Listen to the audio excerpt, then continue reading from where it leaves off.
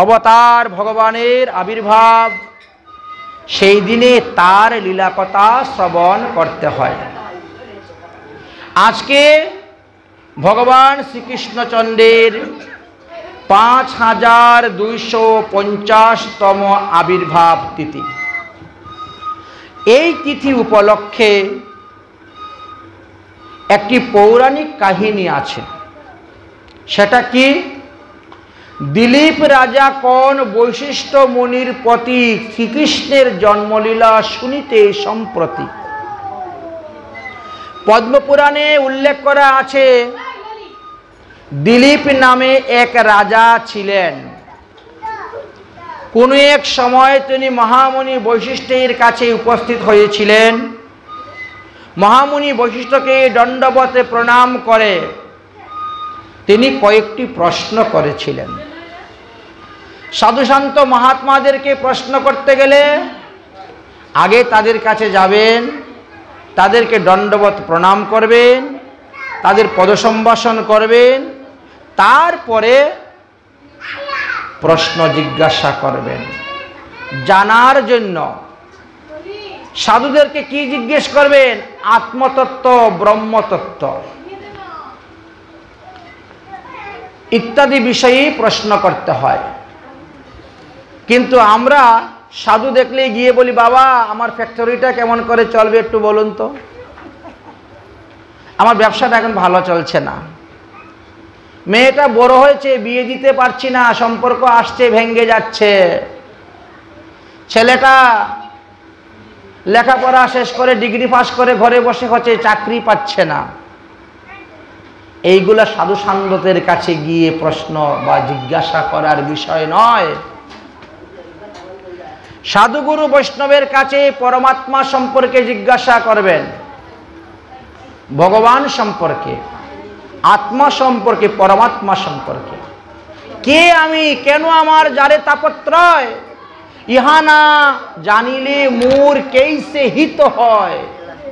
আগে জানুন কে আমি, আমি কোথায় ছিলাম, কোথা থেকে এসেছি, কেন এসেছি, আর মৃত্যুর পরেই বা আমি কোথায় যাব। এই জন্য বলছে সাধুসন্ত মহাত্মাদের কাছে ঈশ্বর তত্ত্ব জানবেন, ভক্তি তত্ত্ব জানবেন, ভক্ত তত্ত্ব যাবেন, কৃষ্ণ তত্ত্ব, রাধা তত্ত্ব, প্রেম তত্ত্ব ইত্যাদি কথা জানবেন, জিজ্ঞাসা করবেন। দিলীপ রাজা বৈশিষ্ট্য মুনিকে বলতেছেন, ভাদ্র মাসের কৃষ্ণপক্ষের অষ্টমী তিথিতে কি হেতু জনার্দন জন্মিলেন ধরাতে? প্রশ্ন। জিজ্ঞাসী হে গুরুধন জিজ্ঞাসা করতেছেন, কেন ভগবান শ্রীকৃষ্ণ নিত্য গোলক ধাম ত্যাগ করে ভাদ্র মাসের এই কৃষ্ণপক্ষের অষ্টমী তিথিতে রোহিণী নক্ষত্র যুগ বুধবারে তিনি এসে জন্মগ্রহণ করেছিলেন? বৈশিষ্ট্য কহেন, রাজা শুনো ভক্তি মনে, নারায়ণ স্বর্গতে দিয়ে আসেন কিসের কারণে? হরিকথা কখনো আনন্দ আমোদ প্রমোদের জন্য নয়, হরিকথা হলো ভক্তি লাভের জন্য, জ্ঞান লাভের জন্য। মনোরঞ্জন দৃষ্টি দিয়ে যদি কেউ ভাগবত কথা শ্রবণ করে কোনো লাভ হবে না। ভাগবত কথা শ্রবণ করতে হবে ভক্তি দ্বারা, মনোরঞ্জন দৃষ্টি নিয়ে হবে না, ভগবত ভক্তি তত্ত্ব নিয়ে হতে হবে। এই জন্য বৈশিষ্ট্যমণি দিলীপ রাজাকে কি বলছেন? ভক্তি মনে হরিকথা শ্রবণ করো, ভক্তি মনে হরিকথা শ্রবণ করতে হবে। শ্রদ্ধাহীন জন কোনো লাভ হবে না হরিকথা শুনে। যার হৃদয়ে ভক্তি নাই হরিকথা শ্রবণ করে কোনো লাভ হবে না। শ্রদ্ধাহীন জন হবে ভক্তির অধিকারী, উত্তম মধ্যম কনিষ্ঠ শ্রদ্ধা অনুসারী। তাহলে দেখা গেল বৈশিষ্ট্য মুনি তিনি বললেন যে ভক্তিমতী হয়ে ভক্তি মন নিয়ে ভাগবত কথা শ্রবণ করতে হবে।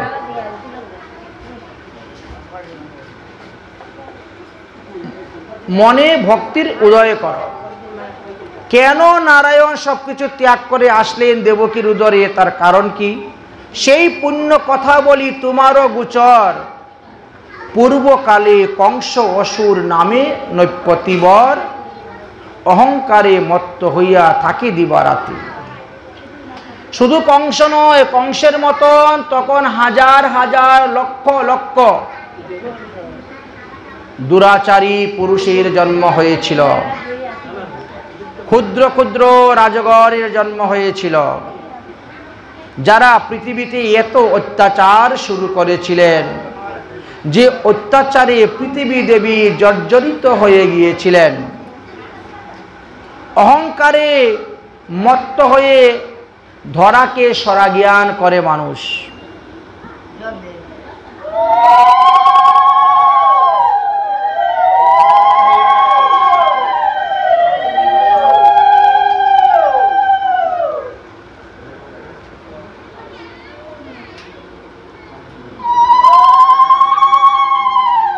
মানুষ যখন অহংকারী হয়ে যায় তখন মানুষ ধরাকে সরাজ্ঞান করে। কিসের অহংকার? রূপের অহংকার, যৌবনের অহংকার, বিদ্যার অহংকার, কুলের অহংকার, ধনের অহংকার। একটা না একটা অহংকার কারো না কারোর মধ্যে থাকেই, আর এই অহংকারই হলো পতনের মূল। অতি দর্পে হত লঙ্কা অভিমানে চ কৌরবা, অতিরিক্ত কোনোটাই ভালো নয়, বেশি ভাড়াবাড়ি কোনোটাই ভালো নয়। কংস বাড়তে বাড়তে তিনার গণ্ডি পেরিয়ে গিয়েছিলেন। তাই বলছেন পূর্বকালে কংস অসুর নামে নৈরপতি, অহংকারে মত্ত হইয়া থাকে দিবারাতি। পৃথিবীর দুঃখ দশা দেখি শূলপাণি, ক্রুদেতে অধীর হয়ে কহেন এই বাণী। মহাদেব তখন খুব দুঃখ পাচ্ছেন, ক্রুধিত হয়ে গেলেন। কেন? কারণ মহাদেবী তো তাকে বর দিয়েছেন, মহাদেবী তাকে বর দিয়েছেন, আর মহাদেবের বলে বলিয়ান হইয়া সে এখন ধরাকে সরাজ্ঞান করতেছে, যা পারতেছে তাই করতেছে, কিন্তু মহাদেব তো এখন কিছু করতে পারবেন না। এই জন্য মহাদেব তখন সমস্ত দেবতাদেরকে নিয়ে ব্রহ্মার কাছে গেলেন। দেবগণ চলে যাই ব্রহ্মারও সকাশে, করিব উপায় আজি কংস বিনাশে। মহাদেব সমস্ত দেবগণকে সঙ্গে করে নিয়ে ব্রহ্মার কাছে গেলেন, কিন্তু ব্রহ্মা বলছেন আমার দ্বারা হবে না, যেতে হবে বিষ্ণুর কাছে। তাহলে বিষ্ণু কোথায় থাকেন? ক্ষীরসাগরে থাকেন বিষ্ণু।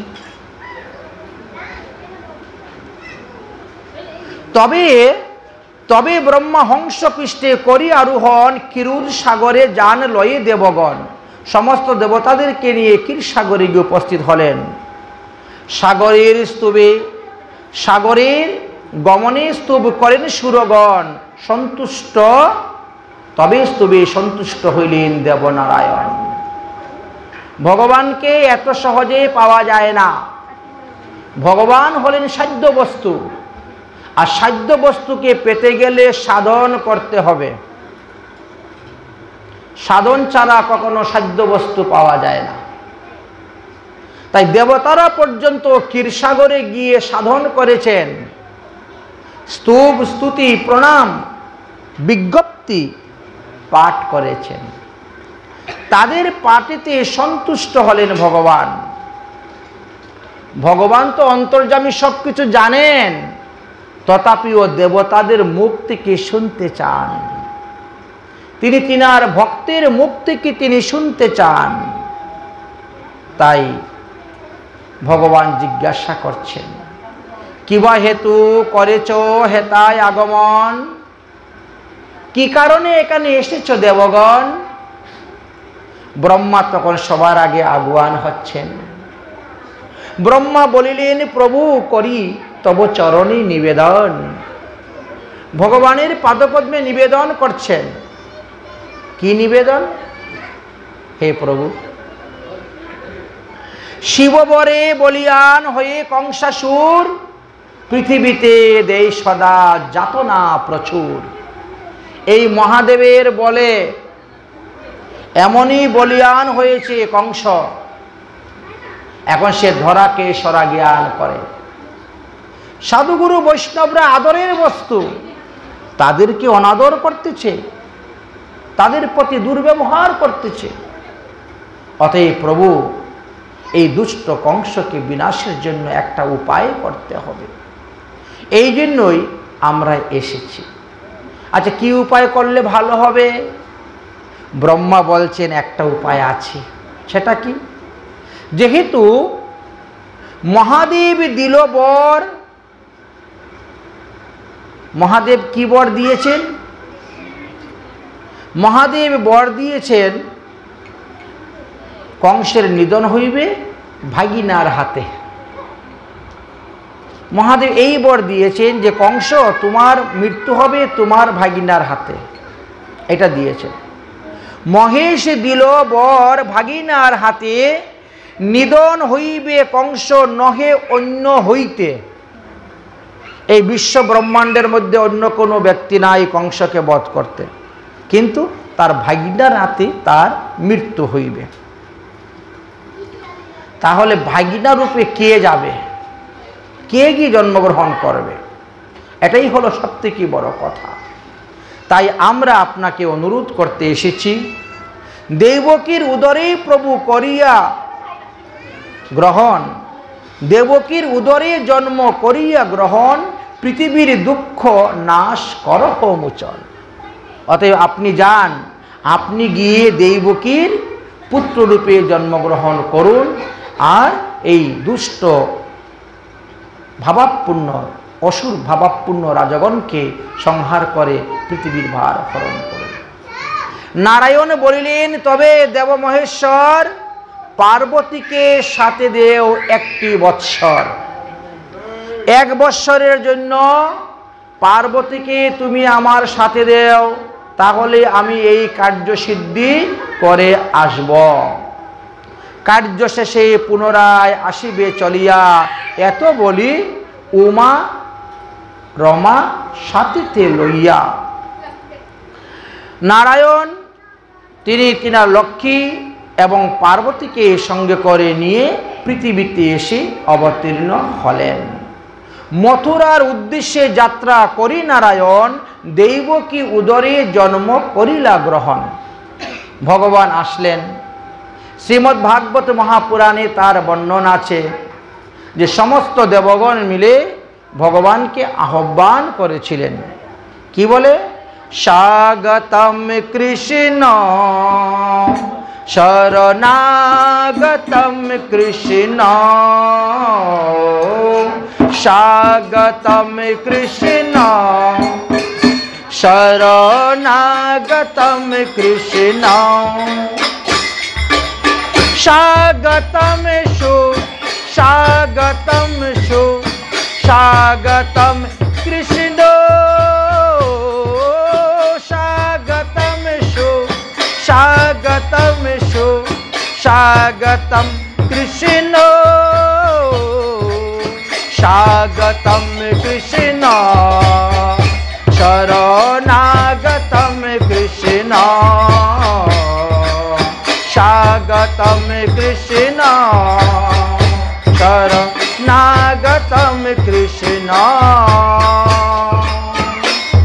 এইভাবে আহ্বান করেছিলেন। তাই তাদের আহ্বানে ভগবান আসলেন দেবকীর গর্ভে জন্মগ্রহণ করার জন্য। ভাদ্র মাস কৃষ্ণপক্ষ অষ্টমী তিথিতে বুধবার রোহিণী নক্ষত্র নিশা অর্ধেতে মানে মধ্যরাত্রে এসে তিনি আবির্ভূত হয়েছিলেন, দেবকীর উদর থেকে প্রকট হয়েছিলেন। সর্বদিক আলোকিত করিয়া শ্রীহরি ধরাধামে অবতীর্ণ শিশুরূপ ধরি। তাহলে দেখা গেল ভগবান চতুর্ভুজ রূপ ধারণ করে শিশুরূপ ধারণ করেছিলেন। ভাদ্র মাসের কৃষ্ণপক্ষ অষ্টমী তিথিতে বুধবার রোহিণী নক্ষত্র অর্ধ নিশীথে সর্বলোক আলোকিত করিয়া শ্রীহরি ধরাধামে অবতীর্ণ শিশুরূপ ধরি। ভগবান যখন অবতীর্ণ হয়েছিলেন তখন একমাত্র বসুদেব, দেবকী আর চন্দ্র, এই তিনজনেই কিন্তু সজাগ ছিলেন। আর এই ব্রহ্মাণ্ডের সবাই মোহনিদ্রায় নিদ্রিত ছিলেন, তাই কেউ এই রহস্য জানতেন না, সবার কাছেই এটা গোপন ছিল। তাহলে जो জাগে সু পাবে, जो শুবে সু খুবে। যারা ঘুমিয়ে থাকবে তারা কিন্তু দেখতে পেল না, তারা বঞ্চিত হয়ে গেল। যে জেগেছিল সে দেখতে পেল। তাই চন্দ্র দেখতে পেলেন ভগবানের এই অবতার, কিভাবে ভগবান প্রকট হলেন, আবির্ভাব হলেন। তাই জাগলেই পাওয়া যায় আর শুইলেই খুয়ে যাবে। जो জাগে সু পাবে, जो শুবে সু খুবে, বাস নষ্ট হয়ে যায়।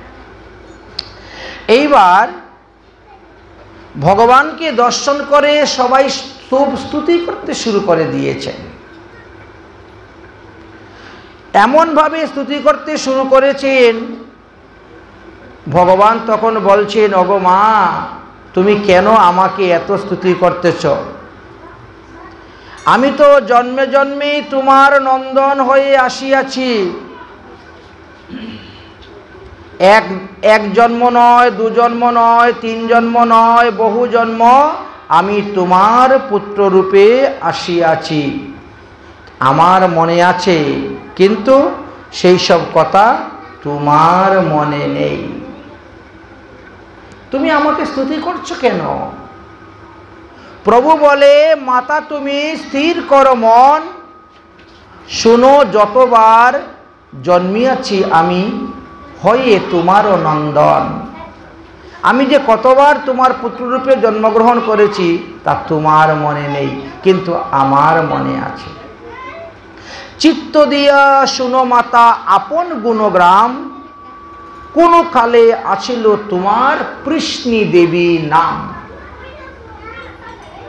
ভগবান বলতেছেন দেবকীকে, হে মাতো, কোন এক সময়ে তোমার নাম ছিল কৃষ্ণী দেবী, তথায় আছিলা তুমি আমারও জননী। তবে তুমি স্বর্গেতে আসিয়া হইলে অদিতি আপনি। তাহলে এই যে দেবকী, দেবকী প্রথম জন্মের নাম ছিল কৃষ্ণী, দ্বিতীয় জন্মে তিনার নাম হলো অদিতি।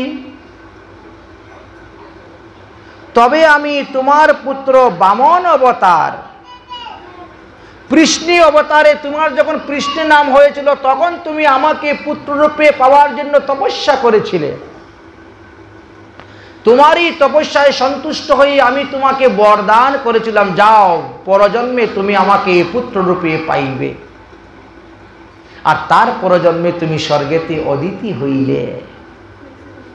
সেই সময়ে আমি তোমার পুত্র বামনদেব রূপে জন্মগ্রহণ করিয়াছিলাম।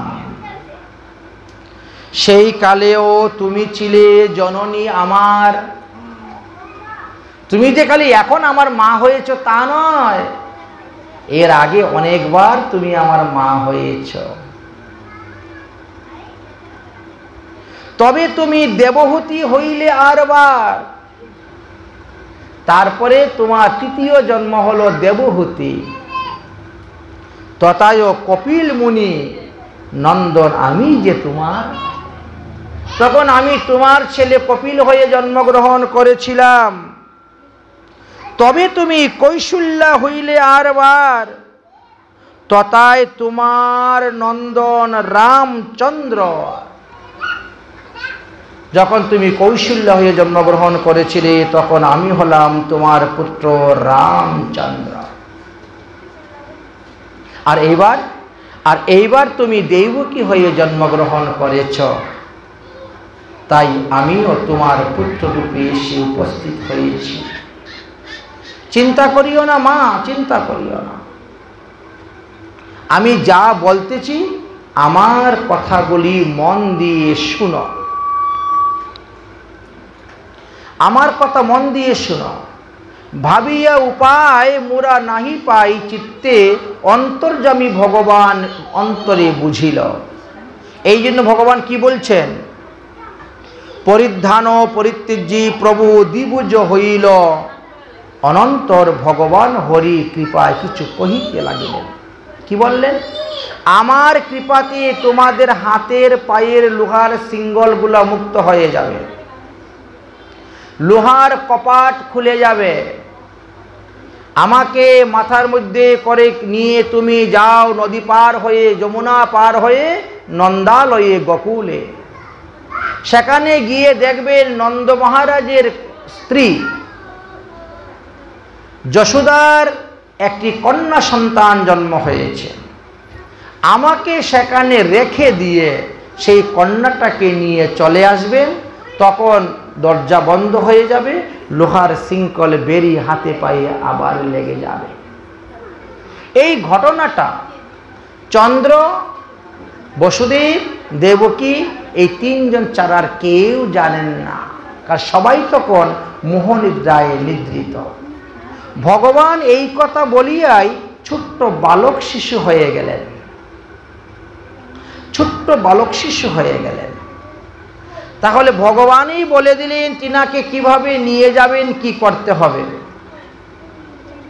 রক্ষীগণ অচেতন হইল নিদ্রাতে, সেই সময়ে ভগবান আবির্ভূত হন, যশোদার গর্ভতে যুগমায়া ব্রজে অবতীর্ণ হন। অতএব ভগবান কোন, শুনো বসুদেব, নন্দালয়ে আমারে নিয়া রাখিতে হইবে। নন্দকন্যা যুগমায়া শ্রী ভগবতীকে আনয়ন করিয়া দিবে দেবকীর হাতে। শেষ। সেই কালে বসুদেব গমন করিলা, কারাগৃহ লৌহদ্বার মুক্ত হয়ে গেলা। যেভাবে ভগবান বলেছেন ঠিক সেইভাবেই সমস্ত কার্য হলো। ভগবানকে নিয়ে যখন রওনা হয়েছেন তখন কি হলো, মন্দ মন্দ মেঘগর্জন করে হে, তখন হালকা হালকা বৃষ্টি হচ্ছে, গুড়ি গুড়ি বৃষ্টি পড়তেছে, মন্দ মন্দ বাতাস প্রবাহিত হইতে লাগিল। তখন অনন্তদেব অর্থাৎ বলরাম শেষনাগ, তিনি চিন্তা করলেন আমি তো অবতীর্ণ হয়েছি ভগবানের সেবা করার জন্য। আমার প্রভু অবতীর্ণ হয়ে মথুরা থেকে গোকুলে যাচ্ছেন, আমি এখন ছত্রের মতন হয়ে তার উপরে ফনা ধারণ করব, যাতে তিনার উপরে কোনো বৃষ্টির জল পতিত না হয়।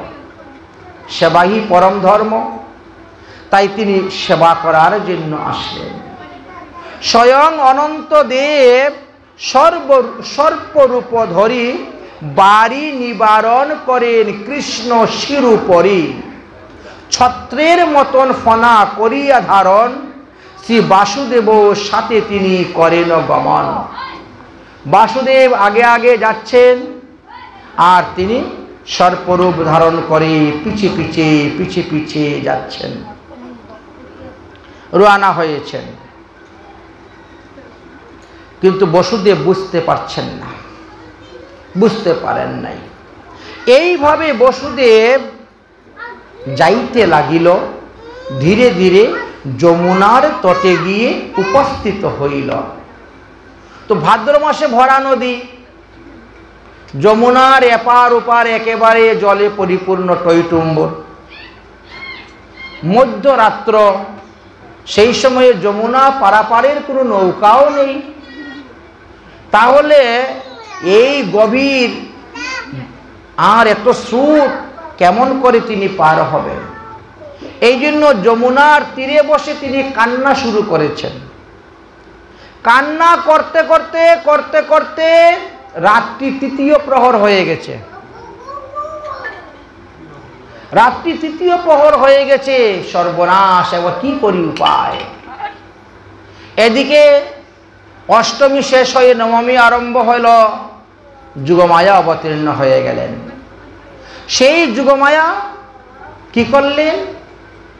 তিনি একটা শৃগালিনীর রূপ ধারণ করলেন। শৃগালিনীর রূপ ধারণ করে তিনি যমুনা পার হইতে লাগলেন। অন্তর্যামী নারায়ণ অন্তরে জানিয়া দেখিতে দেখিতে জল আসিল কমিয়া। দেখতে দেখতে যমুনার জল কমে গেল। শিবা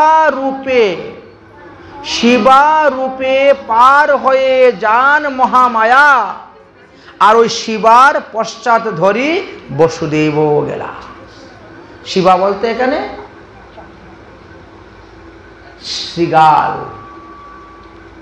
শৃগালিনী রূপ ধারণ করেছিলেন। সেই শৃগালীর পিছনে পিছনে বসুদেব তো রওনা হলেন। যমুনা চিন্তা করলেন, আমার উপর দিয়ে ভগবান গোকুলে যাচ্ছেন, আর আমি যদি একটু ভগবানের চরণ স্পর্শ না করি তাহলে তো আমার জীবন বৃথা। কবে তিনি বড় হবেন আর কবে আসবেন যমুনায় স্নান করতে, জলকেলি করতে, তা তো ঠিক নেই। অতএব আমি এখনই উচ্চলিত হয়ে উঠব, হয়ে গোবিন্দের চরণ ধুয়ে নিয়ে আসবো, গোবিন্দের চরণ স্পর্শ করব।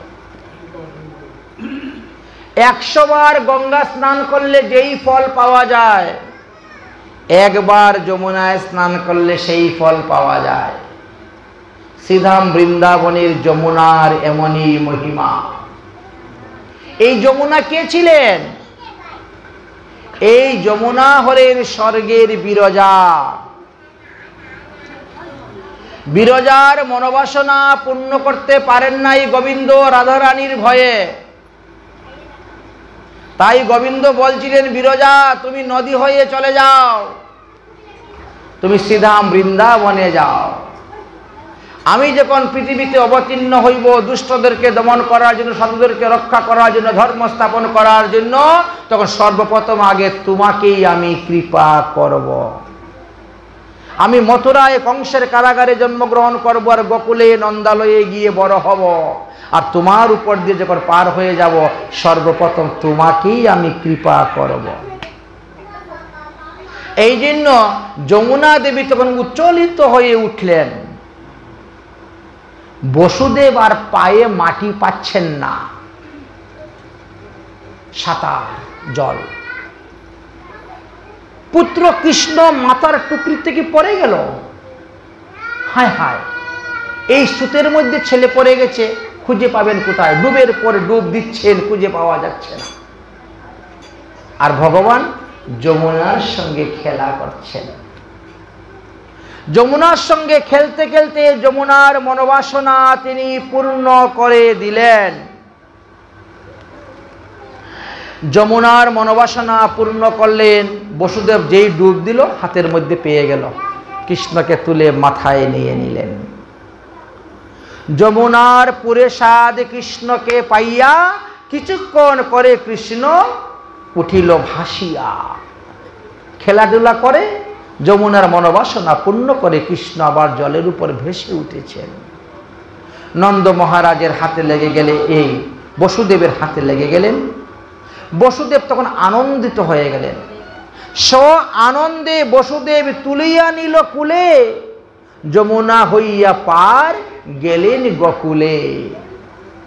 গোকুলে গিয়ে উপস্থিত হয়ে যান। গোকুলের রাজা ছিলেন নন্দ মহারাজ। অনন্তর বসুদেব আসি নন্দালয়ে। অনন্তর শব্দ মানে তারপরে বসুদেব ধীরে ধীরে নন্দালয়ে প্রবেশ করেছেন। দেখলেন যে সবাই ঘুমিয়ে অচেতন,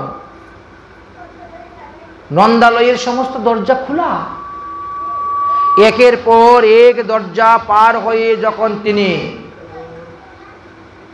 যশোদার গৃহে গিয়ে প্রবেশ করলেন, তখন দেখলেন যে যশোদার পাশে এক সদ্যজাত বালিকা শয়ন করে আছে।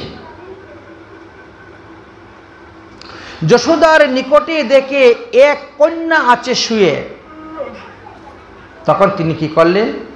নিজের পুত্রকে রেখে দিলেন, কন্যাটাকে খুলে নিলেন। জানে কোন দেবরূপী কন্যা জন্ম লবি আছে, যুগমায়া রূপী কন্যা দেবকীকে দিয়া বন্দন স্থানে বসু আসিলা চলিয়া।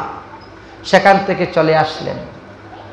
যেই ঢুকলেন কারাগারে, আবার ফটফট সব দরজা বন্ধ হয়ে গেল, শিকল হাতে লেগে গেল। যুগমায়ার প্রভাবে গুপ গুপি যত, কেউ কিছু নাহি জানে, সবই নিদ্রাগত। পৃথিবীর কেউ কিছুই জানতে পারলেন না। যশোদাও জানতে পারলেন না যে তিনি একটা সন্তান প্রসব করছেন না দুটা সন্তান প্রসব করেছেন, ছেলে সন্তান প্রসব করেছেন না মেয়ে সন্তান কন্যা সন্তান প্রসব করেছেন, তাও জানতে পারলেন না। শুধু এটাই অনুমান হলো, অনুমান হয়েছে যে আমার একটি সন্তান হয়েছে। যশোদার পুত্র কন্যা কিছুই না বুঝেন, জানেন কোন দেবরূপ জন্ম লভিয়াছে। যুগমায়া রূপী কন্যা দেবকীরে দিয়া বন্দন হইলেন বসুদেব আবার আসিয়া। যুগমায়া প্রভাবে বন্দন ঘটিল, কারাগার পুনরায় অবরুদ্ধ হইল। মহামায়া সদ্যজাত শিশুর মতন ক্রুন্দন করিতে লাগিলা, জাগিল রক্ষীগণ। যখন যুগমায়া গিয়ে দেবকীর কুলে বসে কাঁদতে শুরু করলেন, তখন পাহারাদারের ঘুম ভাঙল, নিদ্রা ভঙ্গ হইল। তারা উঠলেন, এক রক্ষী কংস পাশে করিল গমন। অন্যান্য রক্ষীরা কারাগার পাহারা দিচ্ছেন, একজন রক্ষী কংসের কাছে গিয়ে উপস্থিত হয়েছেন। মহারাজ, কংস কি জয় হোক। কংস ছিলেন ভুজ বংশে জন্মগ্রহণ করেছিলেন, এই জন্য কংসকে বলা হয় ভুজরাজ কংস।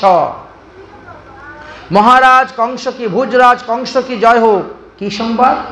দেবকী একটি সন্তান জন্ম দিয়েছেন। আচ্ছা, শুনে নিলেন। দেবকী প্রসবে শিশু করে নিবেদন। বিদিত হইয়া কংস আসি কারালয়ে, দেবকী দেখিল দেবকী কুলে শিশু আছে শুয়ে। এসে দেখলেন কি, দেবকীর কুলে একটি শিশু ঘুমিয়ে আছে। কংসকে যখন আসতে দেখেছেন, দেবকী তখন শিশুকে জড়িয়ে ধরছেন, কাপড় দিয়ে ঢাকতেছেন। ক্রোধে কংস ধরিবারে উদ্যত হইল শিশুরে। দেবকী কন্যাকে হৃদয়ে জড়াইয়া ধরে। অশ্রুসিক্ত নয়নে দেবী বলেন বারবার, প্রাণ ভিক্ষা দাও রাজা কন্যায়ে আমার। দেখো, দৈববাণী ছিল যে আমার অষ্টম জাত গর্ভ সন্তানের হাতে তোমার মৃত্যু হইবে, কিন্তু আমার অষ্টম জাত গর্ভেতে পুত্র সন্তান হন নাই, এই দেখো কন্যা সন্তান হয়েছে। অতএব তুমি তাকে ছেড়ে দাও, তুমি প্রাণ ভিক্ষা দাও। আমি কথা দিলাম, আমার এই কন্যা বড় হলে পরে তোমার ছেলের সঙ্গে বিয়ে দিব, তুমি তাকে বধ করিও না। এই কন্যা তোমার হুবু বৌমা। আমার এই মেয়েকে তোমার ছেলের সঙ্গে বিয়ে দিব, তুমি তাকে বধ করিও না। কিন্তু দুষ্ট কংস কিছুতেই শুনলেন না। দুষ্ট দুরাচার কংস না শুনে বচন। তিনি কথা হলো, ছেলে হোক আর মেয়ে হোক, অষ্টম গর্ভজাত তো, অতএব তার হাতে আমার মৃত্যুর আশঙ্কা আছে। না শুনিয়া তাহার কথা পাপরূপী কংস শিশুরে করিতে চাইল চিরতরে ধ্বংস। কিভাবে ধ্বংস করবেন? ওই দেবকীর অন্যান্য শিশুগুলাকে যেমন পায়ের মধ্যে ধরে আছাড় মেরে মেরে মেরেছে, সেইভাবে ওই যুগমায়ার পায়ের মধ্যে ধরেছেন, পায়ের মধ্যে ধরেছেন। শিরার উপরে তিনি আঘাত করবেন। এই জন্য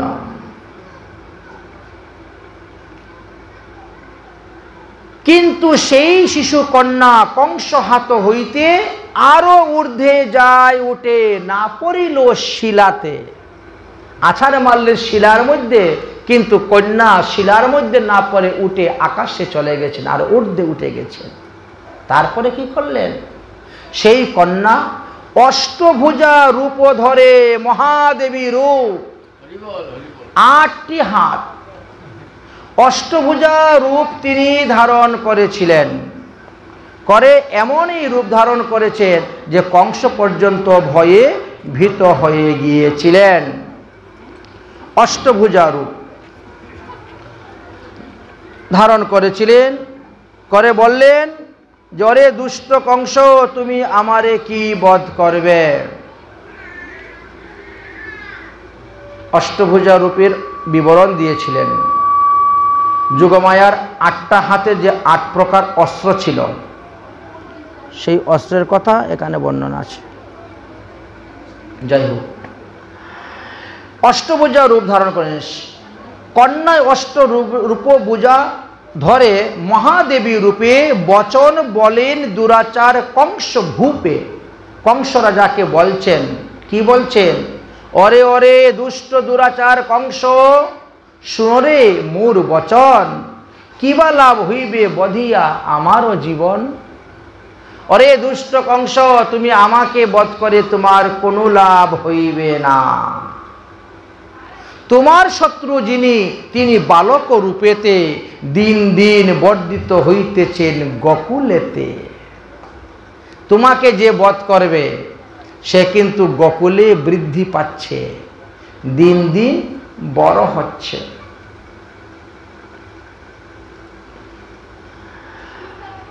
অতএব নির্দোষ দেবকী বসুদেব, হিংসা করি উভয়েরই কিবা ফল হবে।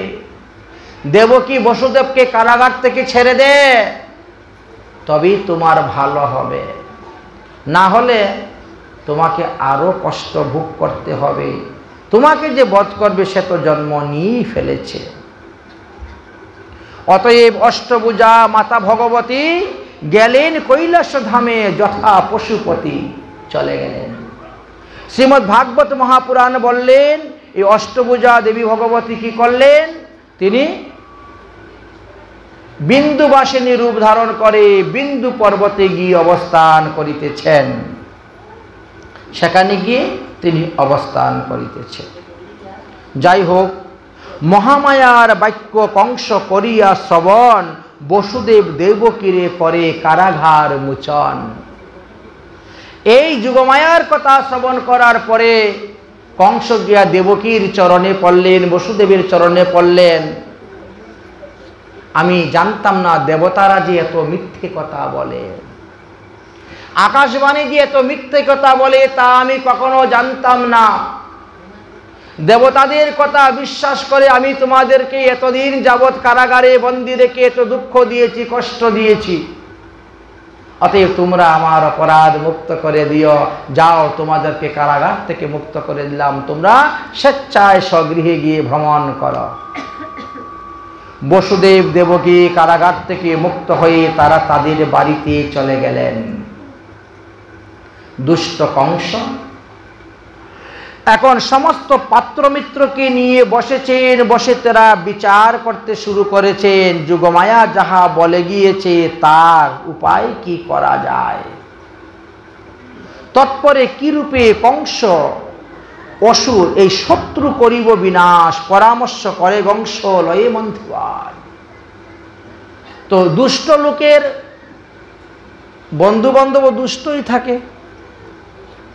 কংসের সঙ্গে যারা ছিল সবই দুষ্ট দুরাচার, আর সবাই মিলে কংসের সঙ্গে এবার যুক্তি করতে শুরু করলেন।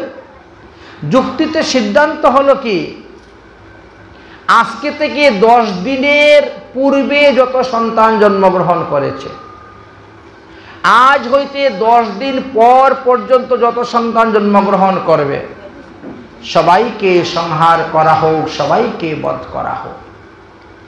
এর জন্য বহু রূপ ধারণকারী অসুরদেরকে আনয়ন করেছিলেন।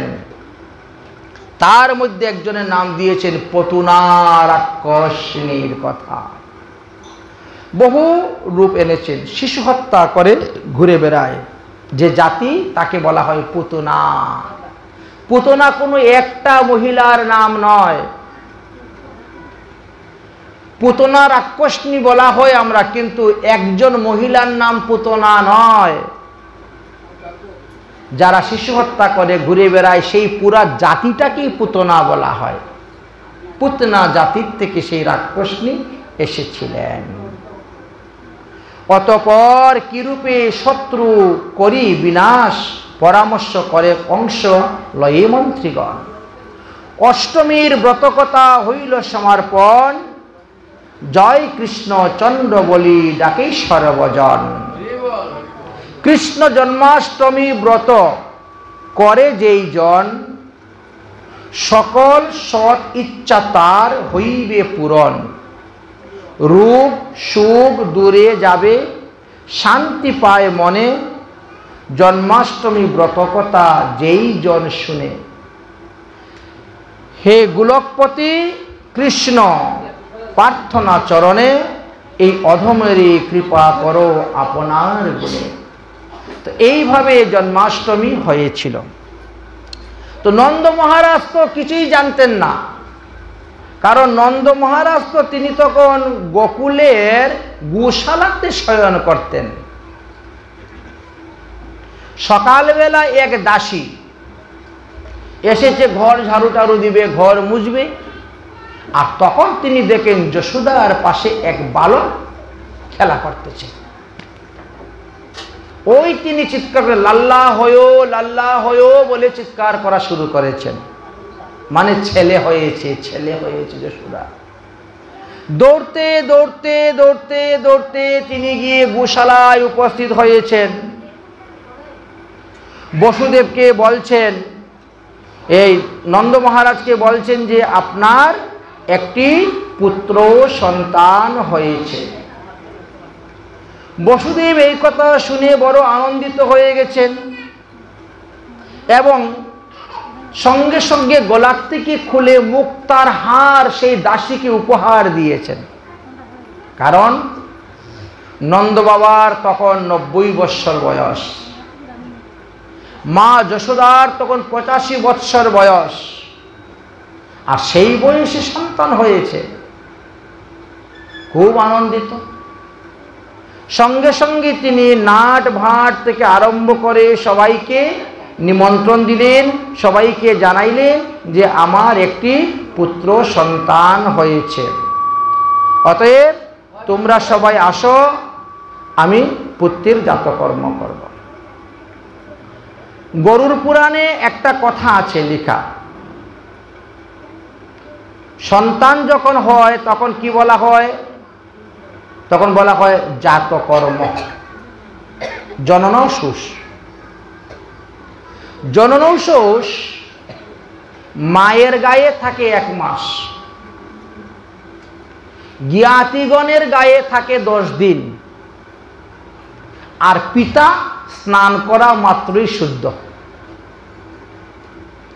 পিতার গায়ে অসুষ থাকে না। এটা গরুড় পুরাণ পড়লে পরে পাবেন। তো নন্দ মহারাজ তিনি তখন গিয়ে স্নান করলেন। আগে পুত্রের জাতকর্ম সংস্কার করাইলেন, মানে নারীর ছেদ, জাতকর্ম সংস্কার আদি করাইলেন, তারপরে স্নান করলেন, তারপরে নন্দীমুখী শ্রাদ্ধ, মানে পিতৃপুরুষের উদ্দেশ্যে জল তর্পণ পিণ্ডিদান আদি করলেন। তারপরে গিয়ে তিনি এই আনন্দ উৎসব করেছিলেন। দেখেন, একদিকে কংসের কারাগারে যখন ভগবান জন্ম নিলেন তখন দেবকী স্তুতি করলেন, আর নন্দালয়ে যে ভগবান জন্মগ্রহণ করলেন তার নারীচ্ছেদ, জাতকর্ম সংস্কার থেকে আরম্ভ করে সমস্ত সংস্কার, ষোলো সংস্কার করাচ্ছেন। দুইভাবে হয়েছিল। তো এই যে লীলাটা, এই ঘটনাটা মহাপ্রভু নিজে আস্বাদন করে ভক্তদেরকে আস্বাদন করিয়েছেন। পূর্ব জন্ম দিবস দেখিয়া আবেশে গৌর রায়, নিজগণ লইয়া হরষিত হইয়া নন্দ উৎসব গায়। ভগবান নিজে, মহাপ্রভু নিজে এই নন্দ উৎসব কীর্তন করেছিলেন। আমাদের মহাজনগণ যারা আছেন তারা এই কথা বর্ণন করে গিয়েছেন। পূর্ব জনম দিবস জানিয়া, পূর্ব জনম দিবস জানিয়া, আবেশে গৌর হরিচন্দ্র গায়া, আবেশে গৌর চন্দ্র রায়, নিজ গণ লইয়া হরষিত হইয়া, নিজ গণ লইয়া হরষিত হইয়া, আনন্দ মহোৎসব গায়, আনন্দ মহোৎসব গায়। ফুল কর তাল বাজে রসাল, ফুল কর তাল বাজয়ে রসাল, কীর্তন জনম লীলা, কীর্তন জনম লীলা। আবেশে আমার গৌর সুন্দর, আবেশে আমার গৌর সুন্দর, গোপবেশ নিরমিলা, গোপবেশ নিরমিলা। ভীত ঘুল ধদি গুর শহরি দিরা, অবনীত মাঝে ঢালি, কাঁধে ভার করি তাহার উপরি, কাঁধে ভার করি তাহার উপরি, নাচে গৌরা বনমালী, নাচে গৌরা বনমালী। করেতে লড্ডুক নিতাই সুন্দর, আনন্দ আবেশে নাচে, রামাই মহেশ্বর রাম গৌরী দাস, নাচে তারো পাছে পাছে, দেখো নাচে তারো পাছে পাছে। হেরিয়া যতেক নদিয়ার লোক, হেরিয়া যতেক নদিয়ার লোক, প্রেমেতে পাতর ভাসে, প্রেমেতে পাতর ভাসে।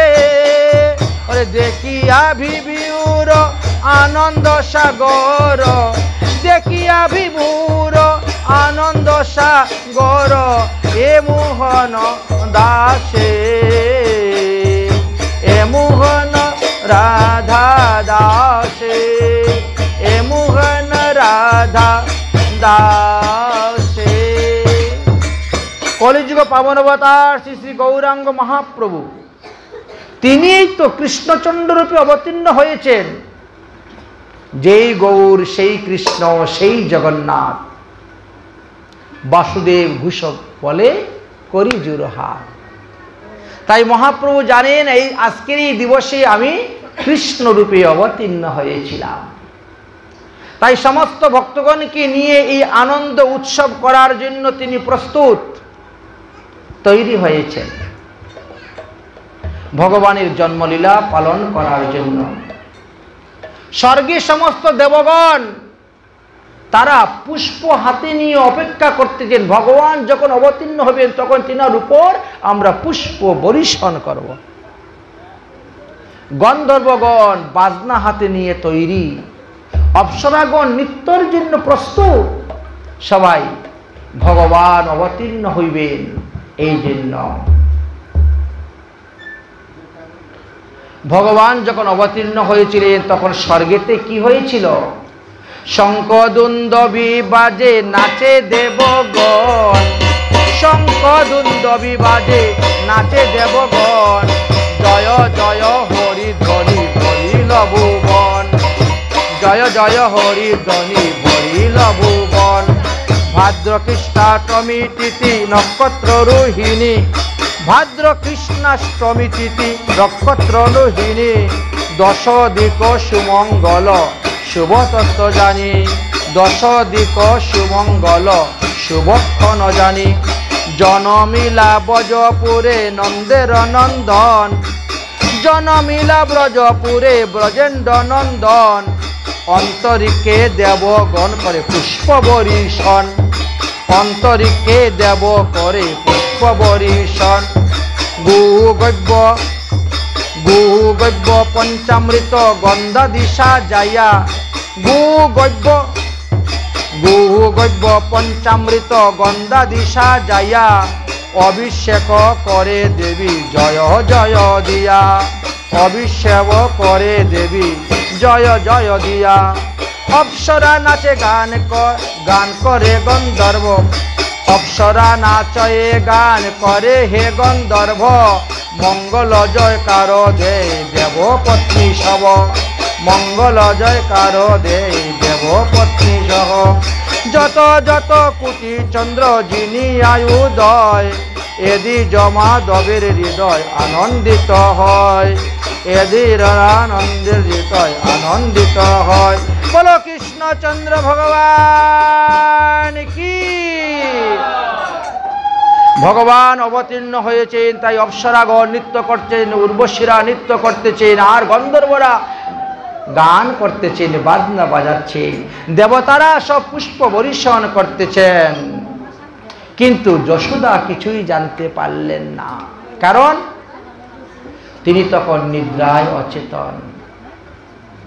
নিদ্রেয় চেতন রানী কিছু নাহি জানে, নিদ্রেয় চেতন রানী কিছু নাহি জানে, চেতন পাহিয়া পুত্র দেখিলা নয়নে, চেতন পাহিয়া পুত্র দেখিলা নয়নে। ব্রজরাজ বাণী ব্রজরাজ বলি রানী ডাকে ধীরে ধীরে, ব্রজরাজ বলি রানী ডাকে ধীরে ধীরে, শুনিয়া আইলা নন্দ সতীকা মন্দিরে, শুনিয়া আইলা নন্দ সতীকা মন্দিরে।